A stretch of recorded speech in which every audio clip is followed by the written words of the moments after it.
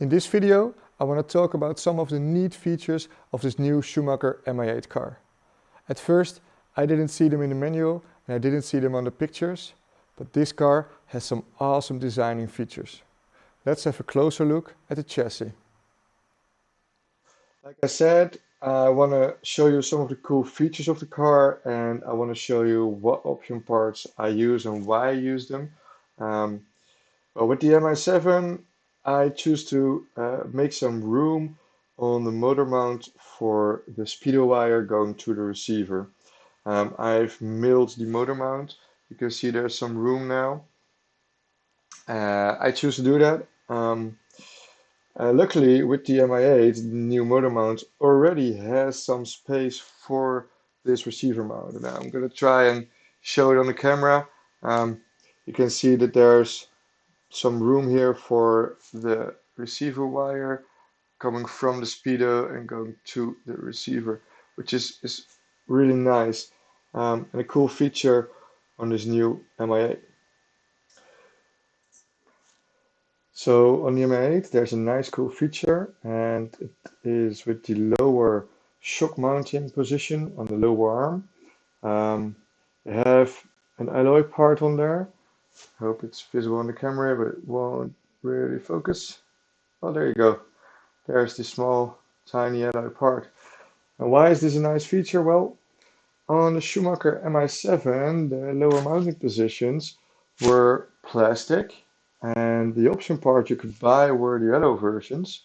And with the new Schumacher Mi8, they provide this option part, call it an option part, standard in the kit, and made it a standard part. So these lower mounting positions are now made of aluminium, which makes it more durable and stronger. So having mounted the lower arms on this car, I noticed I have a fair amount of shims left. And as you can see, Schumacher provided with 8 shims of each type. 8 2mm shims, 8 1mm shim, and 8 pieces of a half a millimeter shim. So you can fully adjust the lower roll center of this car without having to buy any additional shims. Another cool feature, which is hardly visible in the manual and also a bit hard to show, is that there are some extra holes drilled around the suspension arm. And these holes give you two opportunities. The first opportunity is there's room to mount a mass damper. And this mass damper is actually something they've designed in Formula One, and Schumacher has copied it from the great Formula One cars.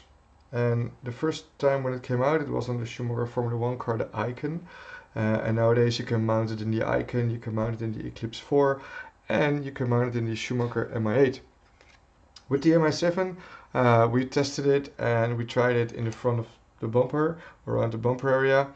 We tried it around the servo area. And actually you want the mass damper to be as most in line with the drive shafts as possible. Now, the most rearward mounted hole gives you the opportunity to mount a mass damper on each corner now of the car, which is actually a cool feature. The other hole gives you some room for an even more fine-tuning of the weight of your car. Now you can screw these type of weights in there, just regular weights with some thread in it, and you have the opportunity to screw them around the area of the drive shafts, so you can now even more fine-tune the front to back or the left to right weight balance of your car.